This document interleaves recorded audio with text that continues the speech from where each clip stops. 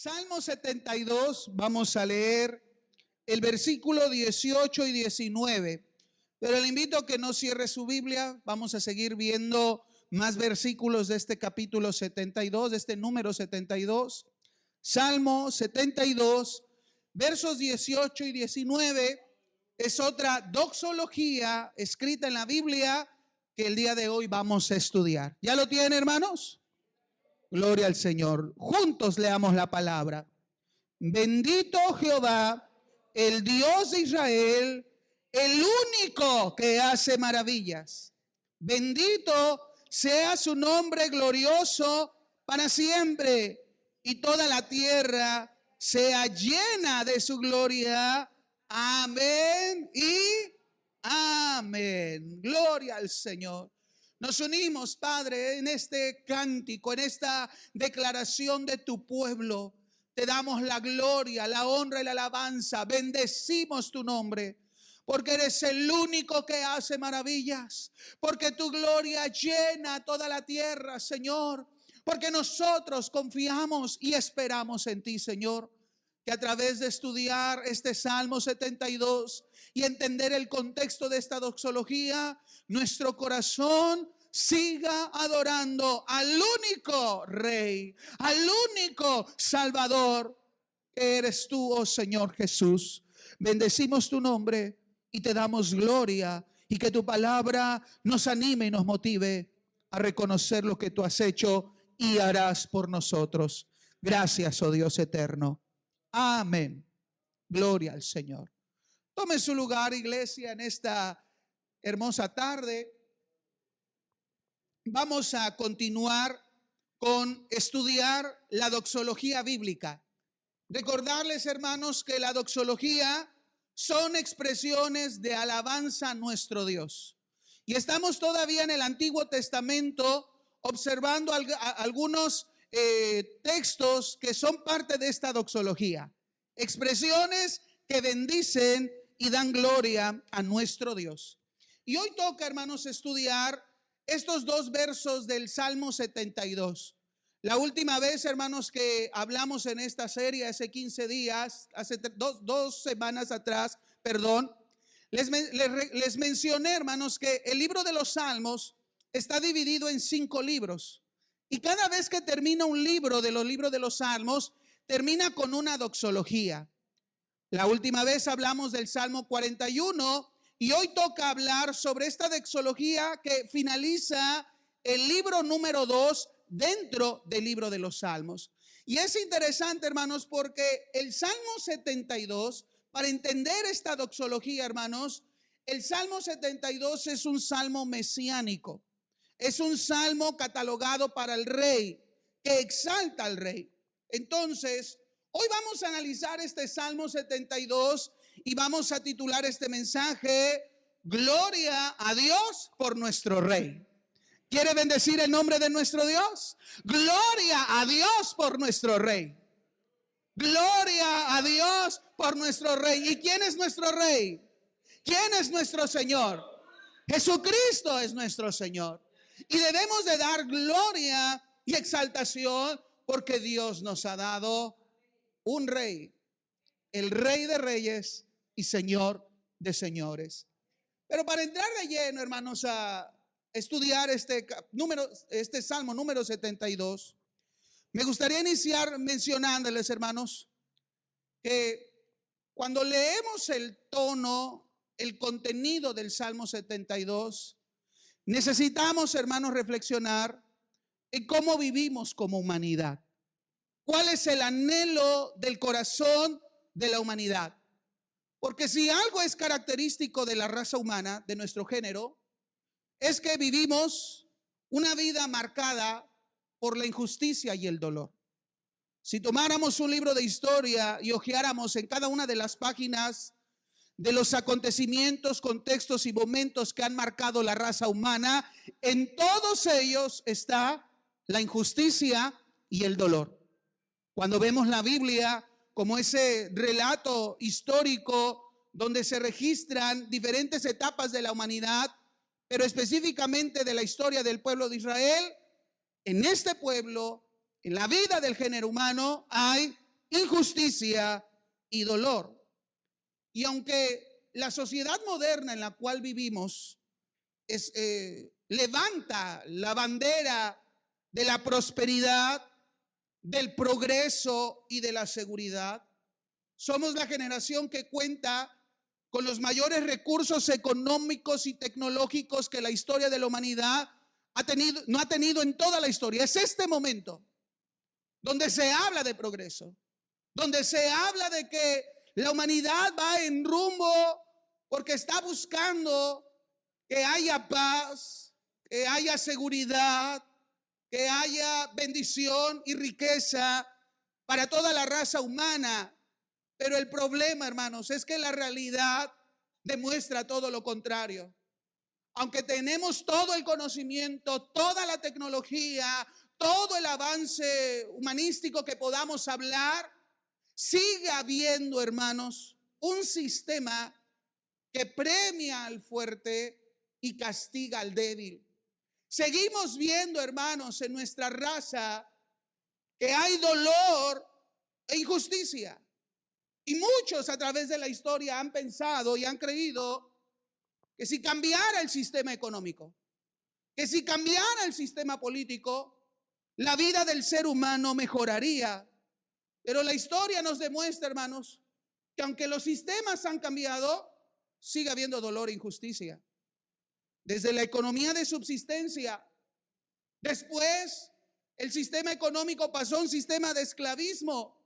Hombres tratando a otros hombres como esclavos, como objeto, los vendían sin sentido, sin propósito. Pero después de ese sistema económico pasamos a un sistema económico feudalista, donde ahora personas se apropiaban de grandes terrenos y hacían que otros trabajaran para su propio beneficio. Y ese sistema tampoco trajo libertad o trajo justicia al género humano.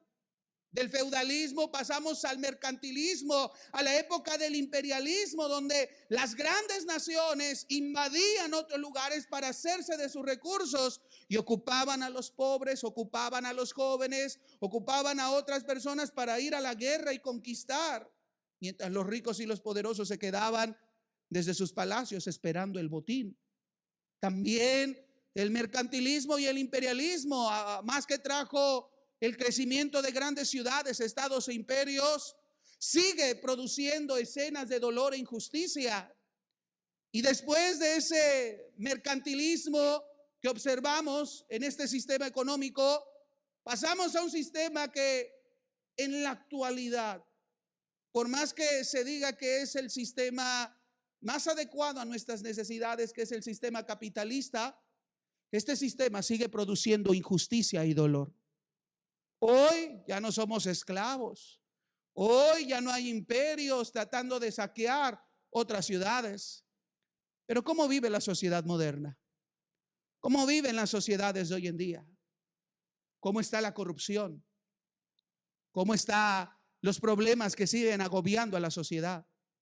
Después se plantea otro sistema económico como es el socialismo o el comunismo, pero de igual manera en su aplicación también se producen los mismos dolores y males de la humanidad, injusticia y dolor. Al final, hermano, nos damos cuenta que no es un sistema económico, no es el sistema político, sea democracia, sea de monarquía, sean las ideologías políticas de derecha o de izquierda, conservadores o liberales, lo que va a traer que el género humano sea libre de las consecuencias de la injusticia y el dolor.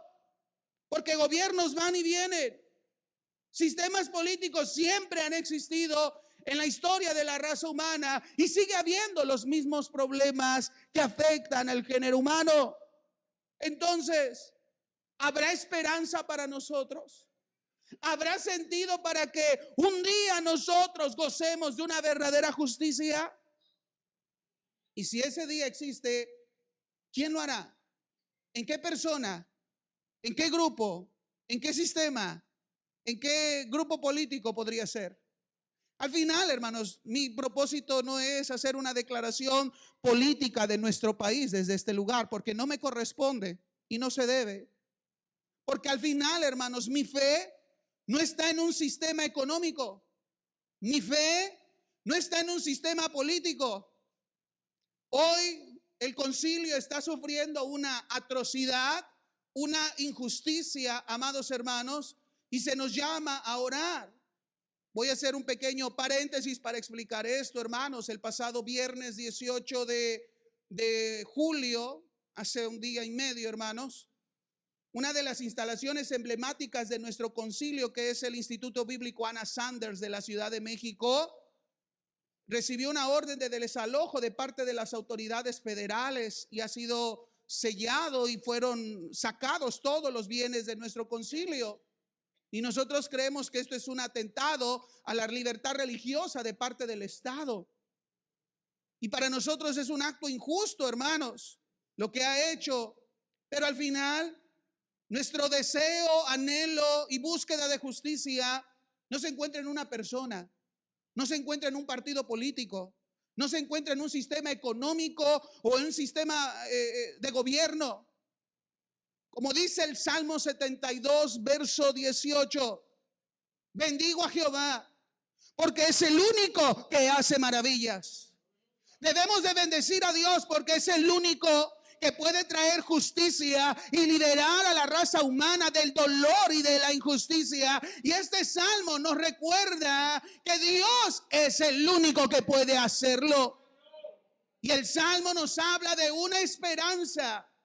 La esperanza de que toda la tierra sea llena de su gloria.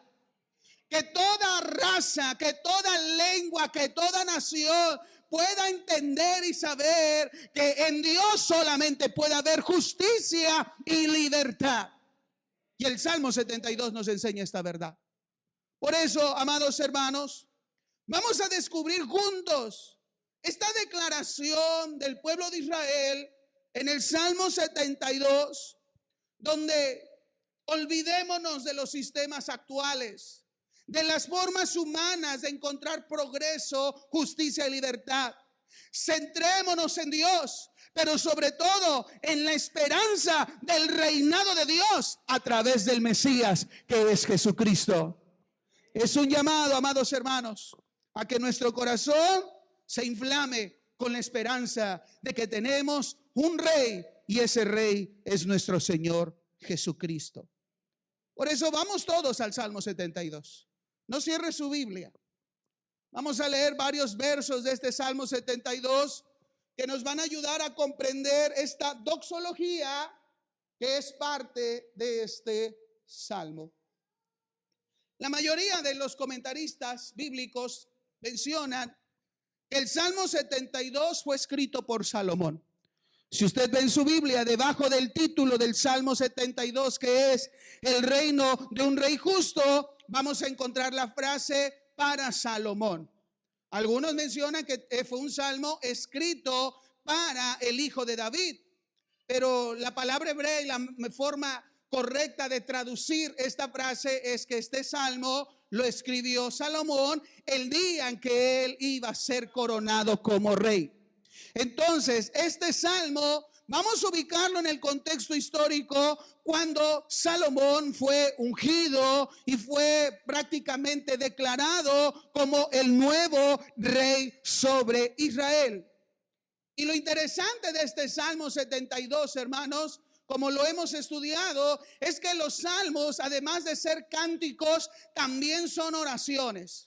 Y quiero que veamos el Salmo 72 como una oración que hace el hijo del rey que iba a ser ungido y establecido como rey, pidiéndole al Señor que lo bendiga para que él pueda ser un rey que gobierne con justicia, que traiga bendición y prosperidad a la nación entera. Qué hermoso, hermanos, es leer esto. Que un hombre, sabiendo la responsabilidad de su llamado, le pida a Dios y dependa de Dios para que Dios le otorgue sabiduría para gobernar con justicia, porque al hacerlo la nación iba a disfrutar de bendición y prosperidad. ¿Qué bendición es, hermanos? Que nuestros gobernantes dependan de Dios y pidan de su ayuda para poder cumplir su labor. Pero si miramos nuestro contexto, hoy nuestros gobernantes cada vez más le dan la espalda a Dios. Hoy nuestros gobernantes no les gusta hablar de Dios. No quieren depender de Dios. No quieren gobernar con el temor de Dios. Pero aunque eso esté pasando, hermanos, yo quiero que no olvidemos nuestro compromiso. No olvidemos, amados hermanos, que como iglesia se nos ha exhortado, como lo dijo el apóstol Pablo en su primera carta a Timoteo, capítulo 2, verso 1 y 2. Que aunque nuestros gobernantes no buscan o piden la ayuda divina, nosotros tenemos que orar y rogar a Dios para que nuestros gobernantes trabajen de una manera correcta. Exhorto ante todo a que se hagan rogativas, oraciones, peticiones y acciones de gracia por todos los hombres, por los reyes y por todos los que están en eminencia, para que vivamos quieta y reposadamente en toda piedad y honestidad. ¿Lo estamos haciendo, iglesia? ¿Estamos orando por nuestros gobernantes? ¿Estamos pidiendo al Señor que dé sabiduría y temor a quienes están al frente, hermanos, de cada uno de nosotros? Si no lo estamos haciendo, volvamos, hermanos. Es un llamado divino. El gobernante tiene que orar y pedir a Dios sabiduría, pero el pueblo de Dios también tiene que orar por sus gobernantes para que gobiernen bien. Pero regresando, hermanos, al Salmo 72, mientras nosotros cumplimos esta gran labor, esta oración del Salmo 72 se enfoca a la necesidad que no solamente Salomón o Israel tienen, que aunque en el contexto histórico es específico para ellos, pero al final el Salmo 72, hermanos, engloba la necesidad que todos nosotros como humanos tenemos de un reino justo. Todos anhelamos justicia. Todos deseamos justicia, y esa justicia solamente puede ser establecida en un reino que es justo. Por eso el Salmo 72 hace este clamor para que el rey gobierne con justicia y establezca justicia. Y a lo largo del Salmo 72 hay dos características que quiero que puedan ver junto conmigo sobre este reino. De poner nuestra esperanza en el reino de Dios, poner nuestra esperanza en el gobierno de Dios, como lo hizo en su momento el pueblo de Israel cada vez que cantaban y oraban el Salmo 72. Vaya conmigo, hermanos, en el versículo 1 del Salmo 72, porque aquí se nos va a hablar las características de este reino, y también se nos va a mostrar las características de este rey. Un reinado que es justo, un rey que es justo. Vea conmigo el texto, y la primera característica de este reino es su justicia. Juzgará tu pueblo con justicia y a tus afligidos con juicio. La primera característica de este reino es la justicia. En el verso 2 también menciona: juzgará a los afligidos del pueblo. Y termina el verso diciendo: aplastará al opresor. Mire una vez más: juzgará, establecerá juicio. Y en el verso 7 se nos dice que en el reino de este rey florecerá en sus días justicia. La primera característica de este reino es la justicia. Pero también este reino se caracteriza por tener paz o por lograr la paz. Lea conmigo el verso 3, donde se nos dice que los montes llevarán paz al pueblo, porque el resultado de la justicia es paz. ¿Y qué es paz, hermanos? De acuerdo aquí al contexto, es una palabra que no solamente implica una sola cosa. La palabra hebrea paz, que se traduce como paz, es shalom. Y shalom, hermanos, tiene que ver no solamente con ser librado de los enemigos. Habla de prosperidad, habla de salud, habla de salvación. La palabra paz, hermanos, implica un estado, hermanos, de dignidad y de bienestar del ser humano. Y solo lo produce el reino de Dios, que establece justicia. Florecerá, los montes, llevarán paz al pueblo. Y si ven en el versículo 7, se nos dice que a través de este reino habrá muchedumbre de paz. ¿Ya vieron? Y muchedumbre de paz. La versión Dios habla hoy, este mismo versículo 7 dice, abundará la paz. ¿Se da cuenta? ¿No anhelamos eso, hermanos? ¿No deseamos eso? Justicia y paz. Pero, amados hermanos, este reino no solo se caracteriza por justicia y por paz. Hay una tercera característica y es la prosperidad. Una vez más el versículo 7, donde dice que habrá muchedumbre de paz. Este mismo texto en la Nueva Traducción Viviente dice que haya prosperidad abundante hasta que la luna deje de existir. Repito, justicia, paz, prosperidad. Verso 16. En la Nueva Traducción Viviente, el verso 16 dice que haya grano en abundancia por toda la tierra, que brote aún en la cima de las colinas, que los árboles frutales florezcan como los del Líbano y los habitantes crezcan como la hierba en el campo. ¿No es lo que toda persona, toda raza, todo pueblo anhela? Justicia, paz y prosperidad. ¿No seríamos felices en un reino así, hermanos? ¿No seríamos felices, hermanos, que viviéramos, hermanos, donde hay justicia, hay paz, pero sobre todo prosperidad? Bueno, en el reino de Dios hay esto: justicia, paz, prosperidad. Pero todavía hay una cuarta característica de este reino que nos enseña el Salmo 72. Y esa cuarta característica es salvación. Verso 4, por favor. Este rey salvará a los hijos de los menesterosos.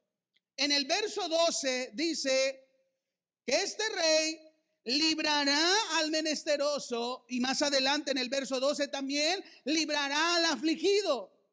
En el verso 13 el Salmo 72 nos dice que este rey, y a través de su reino, salvará la vida de quienes. Y terminamos en el versículo 14, donde dice que este rey nos librará y nos salvará de todo engaño y de violencia. Va a redimir nuestras almas. Aquí la palabra redimir significa rescatar. Qué sorprendente reino. Porque si lo comparamos a los reinos o sistemas políticos actuales, ninguno ha logrado esto. Por más de que hoy vivan muchos agradecidos con el gobierno, no ha cumplido en su totalidad con esto. Porque no solamente este gobierno, ningún gobierno ha logrado lo que el Salmo 72 habla del reinado de este rey, que traerá salvación al menesteroso, al afligido, al pobre, redimiendo sus almas. Y lo maravilloso, hermanos, es que una quinta característica que no solamente habla de este reino, sino habla de su rey, habla del carácter de este rey, es que es un rey misericordioso y compasivo. Acompáñenme en el verso 13, por favor, donde dice que este rey tendrá misericordia del pobre y del menesteroso. Y entendemos, hermanos, el concepto de la misericordia como un favor no merecido, o como en otras traducciones lo menciona, un amor inagotable. ¿No nos gustaría que nuestros gobernantes amaran a su pueblo? Este rey tiene misericordia del que está en necesidad, pero también del pobre y del menesteroso. Este mismo verso en la Nueva Traducción Viviente dice: Él siente compasión por los débiles y los necesitados y los rescatará. Y el versículo 14, por favor, miren cómo él mira a la gente. La sangre de ellos será preciosa ante sus ojos. Él no desprecia al débil, él no desprecia al pobre, él no desprecia al frágil. Para él, cada vida es valiosa. Hoy, como el mundo, la sociedad ve a las personas que no tienen nada, a los frágiles, a los débiles, ¿no la ven con desprecio? Como que ellos no merecen la ayuda. Pero este rey, su característica es la misericordia y la compasión. Así que el Salmo 72 nos habla de un reino y de un rey donde habrá justicia, paz, prosperidad, salvación, y sobre todo es un rey que es misericordioso y compasivo. Pero el Salmo 72 no solamente describe este reino y rey. El Salmo 72, hermanos, también nos habla de la extensión y la magnitud de su reinado. En segundo lugar, veamos esto. El Salmo 72 nos enseña que el reino de este rey es un reinado eterno. Verso 5, por favor. Te temerán mientras dure el sol y la luna, de generación en generación. Así que no son como los reinos aquí terrenales, porque aquí un presidente de la república solamente puede gobernar 6 años. En otros lugares donde hay monarquía, hasta donde viva el rey, por ejemplo, la reina Isabel gobernó 70 años Inglaterra. ¿Por qué no gobernó más? Pues la señora había fallecido, ya no podía, se acabó su reinado. Reyes van y reyes vienen, pero este rey reinará de generación tras generación. Verso 7, por favor. Florecerá en sus días justicias hasta que no haya luna. En otra versión dice, hasta que la luna deje de existir. Ahora, esto no quiere decir acuérdense que esto es un lenguaje poético, no lo tomamos literal. Lo que nos quiere dar a entender en esta oración, en este salmo, en que su reino no tiene fin. Y el versículo 17 nos dice de este salmo: será su nombre para siempre, se perpetuará su nombre mientras dure el sol. ¿No les da alegría saber esto de este reinado, del reino de Dios y de su rey? Que no es un reino limitado o de corta duración. Su reino es para siempre. Pero el Salmo 72 no solamente nos habla de esta extensión de acuerdo al tiempo, también nos habla de la extensión de acuerdo al espacio. Mire cómo el Salmo nos habla sobre la extensión de este reino. Verso 8, por favor.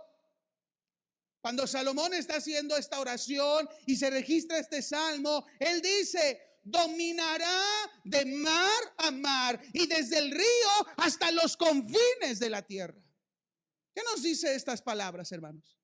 Que este reino no se va a limitar por un espacio geográfico, porque los reyes, los presidentes, los monarcas solamente son presidentes y monarcas y pueden gobernar en un territorio determinado. Nuestra presidenta, no, ella es la presidenta de México, pero estando ella en Estados Unidos, ella no tiene control, ni poder, ni autoridad sobre las personas que viven en ese territorio. Su reino, su poder está limitado. Pero el de este rey, de mar a mar, hasta los confines de la tierra, abarca todo el globo terráqueo, toda la humanidad. Verso 17. Salomón recuerda y menciona que a través de este rey serán benditas en él todas las naciones. Así que es un reinado que no solamente tiene impacto en un grupo étnico, hablando de los israelitas, sino que tiene un impacto para todas las naciones, para toda tribu, para toda lengua, para toda nación. Así que nos damos cuenta cómo el Salmo 72 nos está describiendo este reino. su extensión en el tiempo, su extensión de manera geográfica. Pero en tercer lugar, el Salmo 72 también nos habla del dominio y el poder de este reino. Versículo 9, por favor. Ante él se postrarán los moradores del desierto y sus enemigos lamerán el polvo.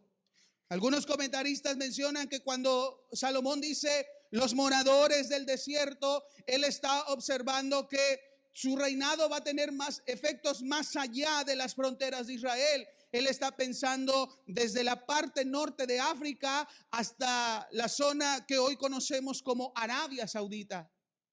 Eso quiere decir que su poder, hermano, no se limita a la zona de Palestina o de Israel, va más allá. Ellos se postrarán y sus enemigos lamerán el polvo. Eso quiere decir que no habrá ninguna fuerza que pueda contra este rey. Verso 11. Todos los reyes se postrarán delante de él, todas las naciones le servirán. Qué increíble, hermanos. Porque un rey no se postra ante otro rey, salvo que reconozca que ese rey es superior a él. Y todos los reyes, los más poderosos de la tierra, reconocen que este rey descrito en el Salmo 72 es rey de reyes, señor de señores. Y todas las naciones le sirven.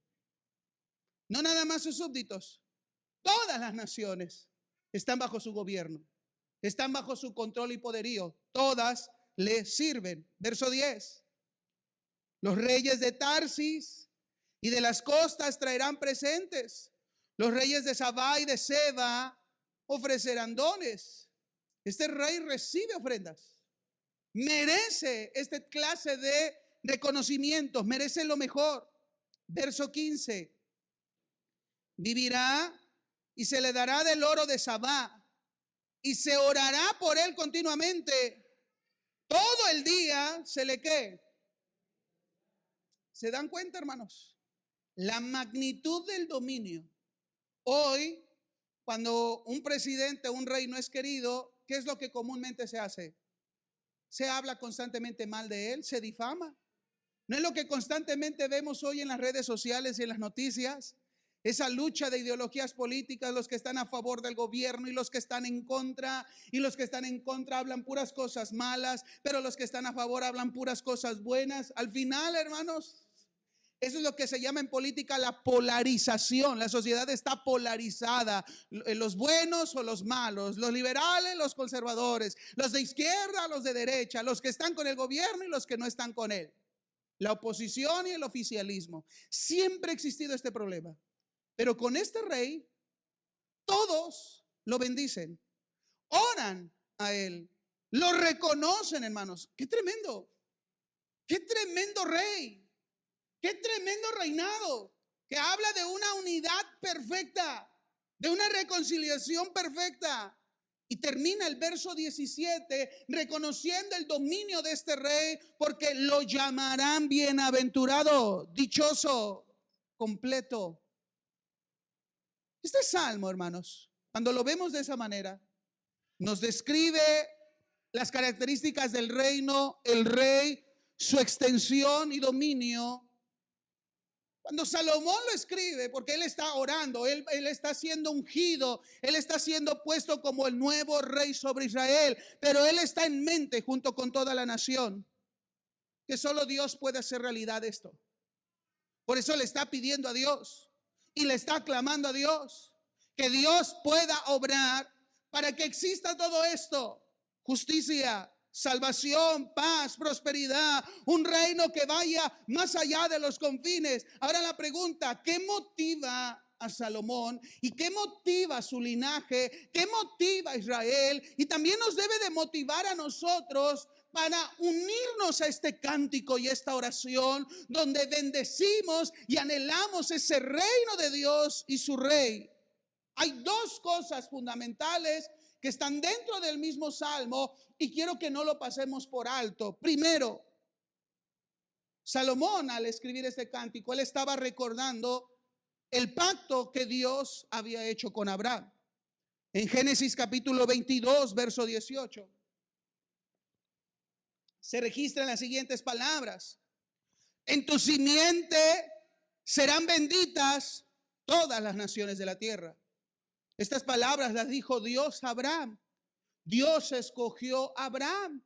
Dice el final del verso 18 que Abraham fue obediente a Dios porque le creyó a Dios, porque Dios le dio una promesa de que tendría un hijo y a través de esa simiente Dios bendeciría a todas las naciones de la tierra. Y Salomón está consciente del pacto de Dios que hizo con Abraham.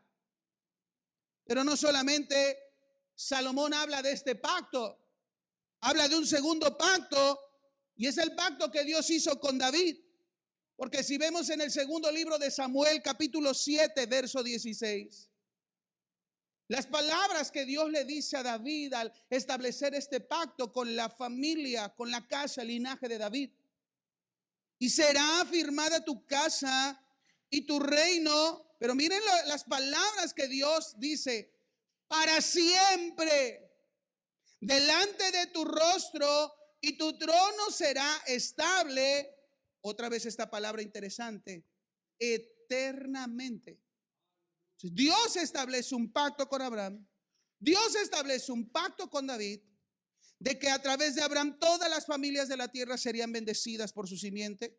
Y a través de David su casa gobernaría eternamente y para siempre. Cuando David escucha estas palabras que Dios le dice, en el verso 28 de ahí de segundo libro de Samuel capítulo 7, miren lo que David expresa: ahora pues, Jehová Dios, tú eres Dios y tus palabras son verdad, y tú has prometido este bien a tu siervo. Tus palabras son verdad. Iglesia, ¿ustedes creen que las palabras de Dios son verdad? Iglesia, ¿creen que Dios cumple sus pactos? Iglesia, ¿creen que Dios cumple sus palabras, sus promesas? Las naciones de la tierra serán bendecidas por la simiente de Abraham. Habrá un linaje de la casa de David donde habrá un reino y ese reino será eterno y para siempre. Claro que sí, porque Dios cumple, Él no falla, Él cumple sus pactos y esto es una realidad. Este reino es una realidad. Pero regresemos al Salmo 72. Porque ahora, hermanos, este salmo, les repito, para Salomón, escrito por Salomón en el tiempo de su coronación, como el nuevo rey sobre Israel, nos debe de llevar a la siguiente pregunta: ¿fue el reino de Salomón el reino que cumplió la oración descrita de este Salmo 72? David como rey y su reino cumplen las características de este reino de justicia, paz, prosperidad, salvación, misericordia. Un reino que se extiende en el tiempo y por territorio y que muestra su dominio sobre todas las personas. ¿Se cumplió en el reino de Salomón? De acuerdo a los libros históricos, hermanos, no. Porque Salomón fracasó. El texto nos muestra que Salomón fracasó. Gobernó 40 años. Y cuando su hijo, la descendencia de David seguía, para que ahora el hijo de Salomón fuera el nuevo rey sobre Israel, es en su reino cuando Israel se divide. Aunque en el tiempo de Salomón es la época más próspera de Israel, sus fronteras, hermanos, no fueron más allá de mar a mar. El reinado de Salomón tuvo un tiempo límite. Entonces, la oración del Salmo 72, aunque fue escrita por Salomón, hecha por Salomón, para Salomón, que sella, hermanos, su coronación, no es el cumplimiento en él. Hay un rey, hay un reino que se sigue esperando, que se sigue clamando, que sigue poniendo la esperanza de la humanidad en este rey. Y lo sorprendente, amados hermanos, que ese descendiente del linaje de David Ese Rey de Reyes que se habla en el Salmo 72 apunta a nuestro Señor Jesucristo. Nos habla que ese reino y ese Rey es Jesucristo, el Hijo de Dios. Por eso somos cristianos, porque creemos en Cristo, en el Mesías, en el ungido, en Jesús. Es en Él, amados hermanos. Nunca nos olvidemos de esta verdad, hermanos, porque a veces nos creemos cristianos por pertenecer como a un club o ir a un edificio. Hermanos, todo tiene que ver con nuestro Rey y tiene que ver con su reino. Tiene que ver con Jesucristo. Y el Salmo 72 nos invita a dar gloria a Dios, a reconocer su plan, a reconocer su reino, a mirar a su Rey y adorarle a Él. Una vez más, hermanos, aquí tenemos motivos suficientes para que en todo momento demos gloria al único que hace maravillas, al único que cumple todo lo que acabamos de hablar del Salmo 72. Por eso en esta parte de este sermón no voy a profundizar tanto, hermanos, porque este salmo nos da para 2 o 3 sermones más, hablando del reino presente, hablando del reino futuro, hablando de las características del reino mesiánico, hermanos, porque esperamos que Jesús vuelva. Amén. Pero para cortar el tiempo, me gustaría centrarme exclusivamente cómo este Salmo 72 nos ayuda a enfocarnos en Jesucristo para bendecirle, para exaltarle, para darle la gloria por lo que significa su reinado, su reino en nuestras vidas en este momento. Volvamos al Salmo 72, por favor. Porque si se dieron cuenta, hermanos, en cada uno de estos versos que leímos, se nos habla de acciones puntuales que hará este rey. Hay varios verbos que hay que analizar. En el verso 2 hay un verbo que dice que este rey ¿qué va a hacer? Él va a juzgar, juzgará. En el verso 4 y en el verso 13 se repite esta acción. Este rey salvará. Entonces llevamos 2. Juzgará, salvará. En el verso 4 dice también hay otro verbo, aplastará. En el verso 8, ¿cuál es el verbo que define la acción de este rey? Dominará. En el verso 12, librará. En el verso 13, tendrá misericordia. En el verso 14, redimirá. Y en el verso 15, vivirá. Entonces estos verbos son importantes, hermanos, porque nos muestran a un rey en acción, un rey trabajando, un rey que tiene un propósito, un rey que sabe lo que necesita el género humano. Porque cada uno de estos verbos, hermanos, este rey en acción, todas estas acciones tienen que ver, hermanos, con la voluntad y la determinación de este rey de actuar y poner fin a la situación desfavorable que afecta al género humano. Porque cada uno de estos verbos tiene que ver, hermanos, con este contexto desfavorable que todos experimentamos y anhelamos. Una vez más, verso 2, por favor. Dice que este rey juzgará, este rey va a obrar justicia, pero ¿a quién? ¿Quién es el sujeto en el cual esta acción del rey va a beneficiar? Al pueblo, pero específicamente en el versículo 2 nos dice a los afligidos. La acción de este rey es para traer justicia al afligido.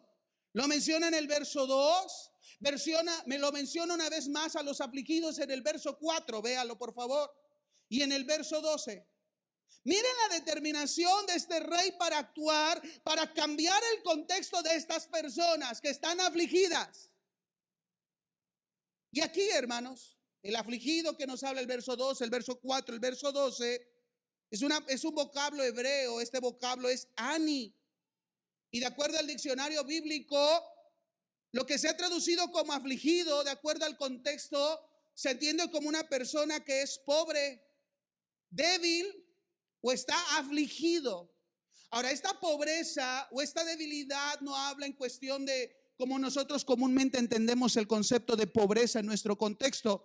Cuando decimos esa persona es pobre, porque entendemos la pobreza en relación a cantidad de bienes materiales o económicos. Pero el término ani, que aquí se ha traducido como afligido, no piensa en una persona de escasos recursos. El afligido es aquel que es incapaz de defenderse de sus opresores. Es una incapacidad mental, es una condición de la persona que no puede salir adelante, que no puede cambiar su situación, que no tiene recurso, fuerza o acción suficiente para cambiar su situación de incapacidad o de opresión. Miren lo que hace este rey. Viene a traer justicia y viene a librar al que está incapacitado, al débil, al que por sí solo no puede ser libre. A eso vino este rey. Segunda característica, dice en el versículo 4, por favor, que este rey salva al menesteroso. En el versículo 12 y 13 se nos dice que él libra al menesteroso y tiene misericordia del menesteroso. ¿Ya se dieron cuenta de esos versos? Las acciones del rey es librar, es salvar y tener misericordia. ¿De quiénes? Aquí el término es menesteroso. Este vocablo hebreo es el término evión.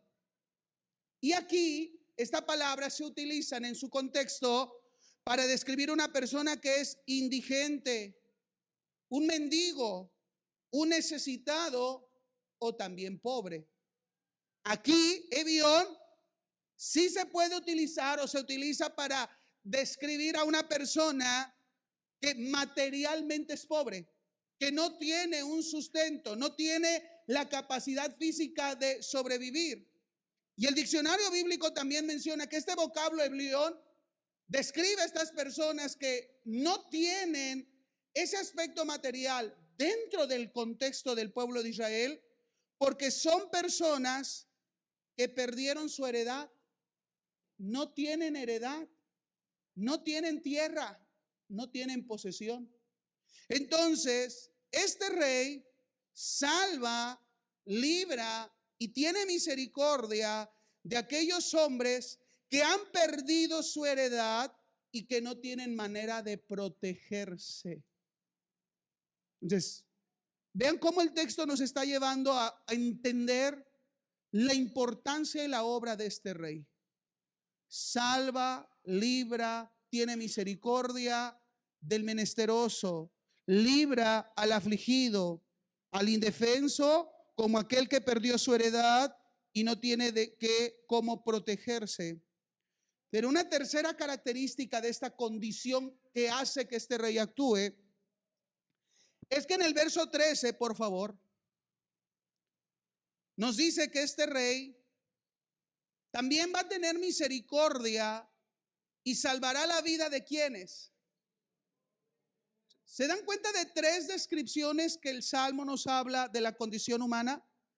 Afligidos, ani, menesterosos, evión, y pobres.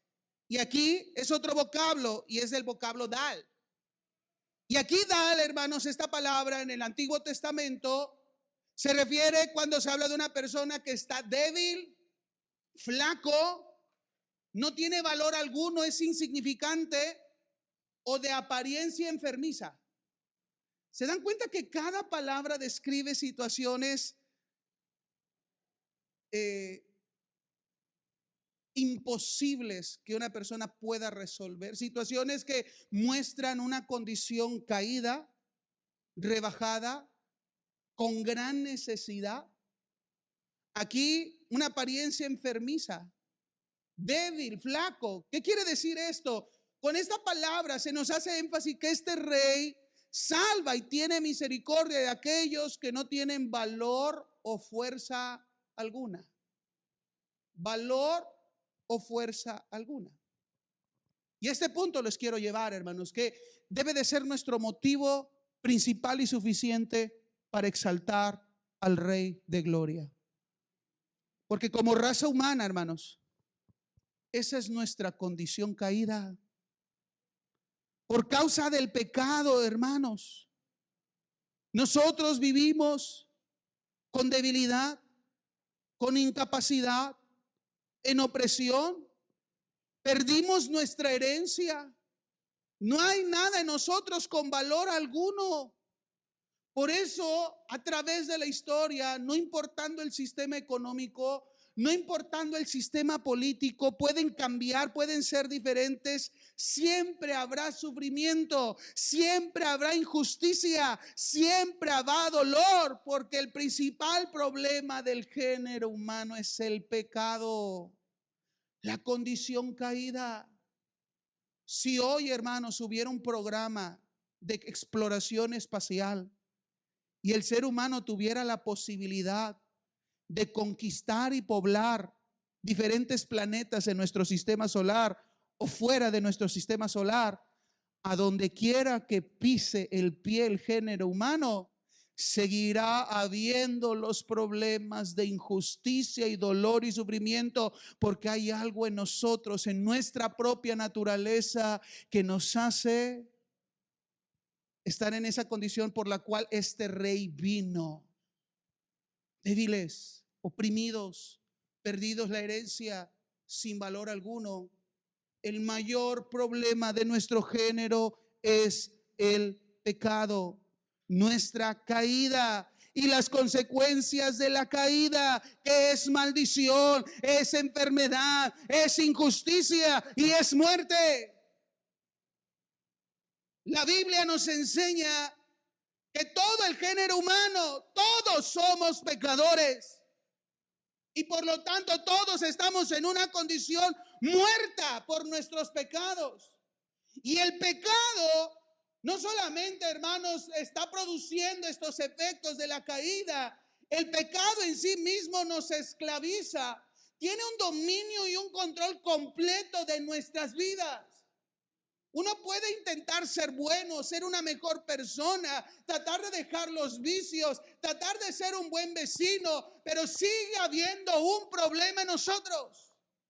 Puede venir un gobierno, puede venir un presidente, puede cambiar el sistema, pareciera que las cosas van a mejorar, pero en todo ser humano hay algo que nos hace incapaces, podridos, enfermos, que es el pecado. Miren cómo Pablo lo plasma en Romanos capítulo 7, verso 17 y verso 21. De manera que ya no soy yo quien hace aquello, sino el pecado que mora en mí. Quiero hacer lo bueno y no puedo.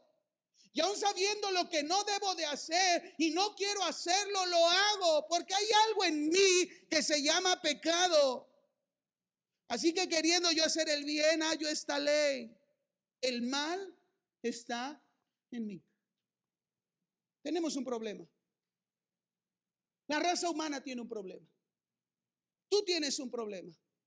Tus hijos tienen un problema. Tu familia tiene un problema. Tus vecinos tienen un problema. Toda persona sobre esta tierra tiene un problema. Tenemos un problema y es el pecado. La desobediencia a Dios. Hacer nuestra propia voluntad y no hacer la voluntad de nuestro Creador. Por eso hay guerras, por eso hay muerte, por eso hay corrupción, por eso hay dolor, por eso hay traición. Por causa del pecado. Y el género humano está esclavizado al pecado. Y esa es la ley que nos encontramos en todo. Pero, amados hermanos, a pesar de esta condición, a pesar de esta situación, Jesucristo vino a este mundo para que a través de su justicia ustedes y yo podamos ser libres, salvos del poder del pecado en nuestras vidas. Y esto se recibe por fe, porque por fe somos salvos. El mismo apóstol Pablo en su carta a los Romanos capítulo 5 verso 19 menciona: porque así como por la desobediencia de un hombre, hablando de Adán, los muchos fueron constituidos pecadores, así también por la obediencia de uno, nos habla de Jesucristo, los muchos serán constituidos justos. Para eso vino el Rey, para eso vino Jesús a esta tierra, para hacer justicia y librarnos de lo que nos esclavizaba.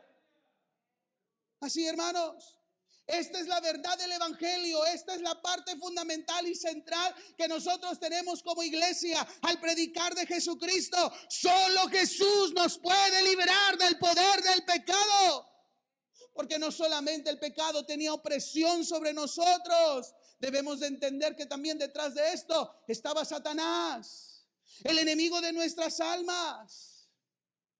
Dice el apóstol Pablo en Efesios capítulo 2, verso 1 y 2, que Dios nos dio vida a vosotros cuando estabais muertos en vuestros delitos y pecados, en los cuales anduvisteis en otro tiempo, siguiendo la corriente de este mundo, conforme al príncipe de la potestad del aire, el espíritu que ahora opera en los hijos de desobediencia.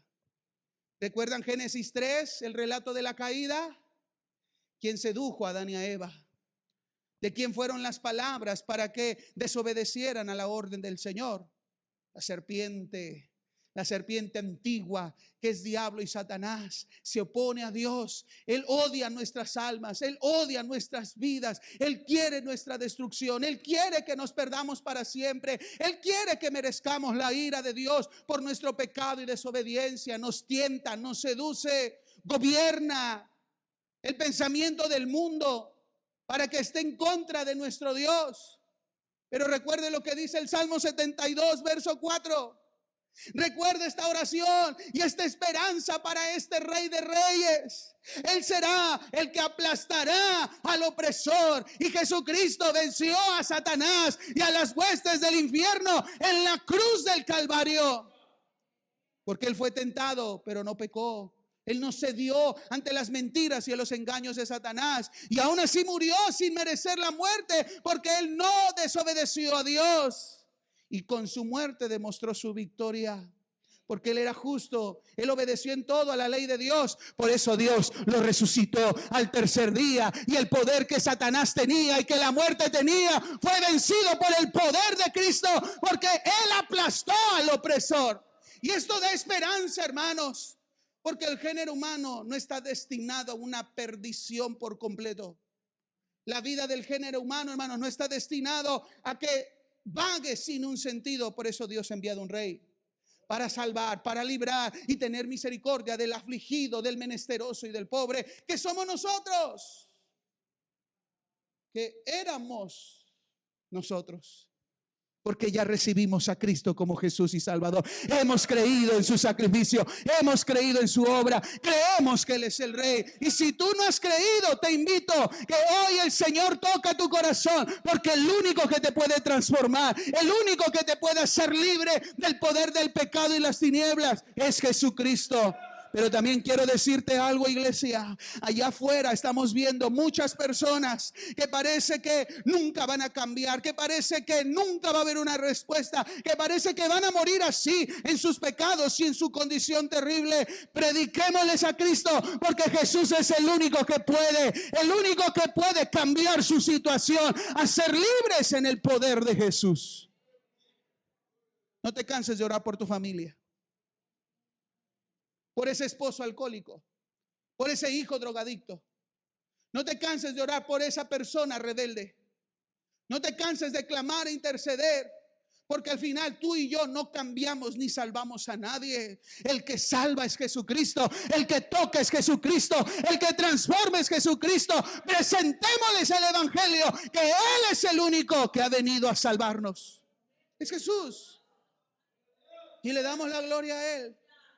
Y reconocemos el poderío de su reino, porque Él vino a transformarnos. Somos una vida transformada por este Rey que ha traído justicia. En su justicia soy salvo. Tengo paz para con Dios. Por su reino que ya vive en mí, yo soy próspero. Yo soy bendecido. Tengo la presencia de Dios, tengo el gozo de Dios, tengo la fortaleza de Dios, tengo la presencia del Señor a través de su Espíritu Santo. ¿No ha sido ya prosperado? Lo que era débil, lo que era enfermo, lo que era incapaz, ahora usted en Cristo todo lo puede. Ahora en Cristo somos una nueva criatura. Esa es la magnitud de nuestro Rey y su reino. Y aunque al final, amados hermanos, y con esto termino, el Salmo 72 también nos apunta a este Rey que ya vino hace 2000 años. Vino en relación a salvarnos del pecado. Por eso dio su vida. Por eso murió en una cruz. Fue sepultado. Resucitó al tercer día.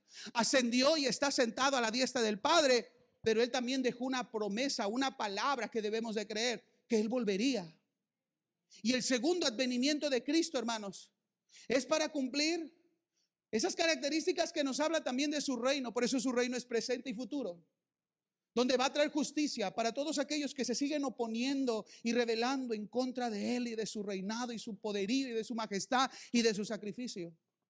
Donde cuando Él venga y establezca su reino, hermanos, todo el mundo, todas las naciones gozarán de todas estas bendiciones que Salomón oró, clamó, y que Israel oró, y que todo el linaje, la descendencia de Salomón también, de David también oraba, y que ahora nosotros como pueblo de Dios también oramos y anhelamos el reino de Dios aquí en la tierra, porque el Señor lo ha hecho. Yo quiero hacer este llamado, amados hermanos, porque el Salmo 72 menciona que las naciones se postrarán, les servirán, orarán a Él, declararán que Él es bienaventurado, le darán ofrendas y dones, reconocimiento, mis amados hermanos. Eso lo seguirán haciendo las naciones. Pero nosotros que conocemos que Él es Rey, que nos ha salvado, ha tenido misericordia, desde este momento debemos de seguir postrándonos ante Él, rindiendo nuestro corazón ante el Señor, declarando su nombre, declarando que Él es Rey, dándole alabanza, adoración, dirigiendo nuestras oraciones a Jesús. Eso exalta a tu Rey. Hoy lo hicimos en este tiempo devocional. Cantamos que Él es majestuoso, que Él es Rey victorioso, que Él es nuestro Señor. No nos cansemos de declarar que Jesús es Rey y que pronto volverá y establecerá su reino. Porque como termina el Salmo 72, bendito sea Dios, el Dios de Israel, el único que hace maravillas. No pongas tu confianza en el gobierno. No pongas tu confianza en un sistema político. No pongas tu confianza en un sistema religioso. No pides o busques simplemente la justicia humana. Tienes a Cristo. Mira a Cristo. Confía en Cristo y prepara tu vida, porque un día el Señor volverá y todas estas promesas que tenemos en sus palabras se cumplirán al pie de la letra. ¿Cuántos quieren bendecir el nombre glorioso de nuestro Rey? ¿Cuántos quieren comprometerse a seguir anunciando al mundo que Jesús salva, que Jesús libra, que Jesús rescata, que Jesús transforma, que Jesús saca de donde estábamos, de lo peor, del enemigo y de la basura del pecado, y nos da nueva vida? ¿Hay una iglesia que va a proclamar a Jesús? Póngase de pie esta tarde, por favor, iglesia. Y yo le invito que si usted ya había dejado de orar por alguien que dice esta persona nunca va a cambiar, recuerde que para esto vino el Rey, para eso vino Jesús. Esos casos imposibles son de Jesús. Solo hay que llevar el mensaje del evangelio. Solo hay que decirles quién es nuestro Rey y dar testimonio que ya lo hizo en nuestras vidas. Nos liberó del pecado, somos libres. Vamos a orar al Señor y vamos a exaltar a Jesús, porque nuestra esperanza está en su reino, no en este mundo, en su reino. Levanta tus manos al cielo.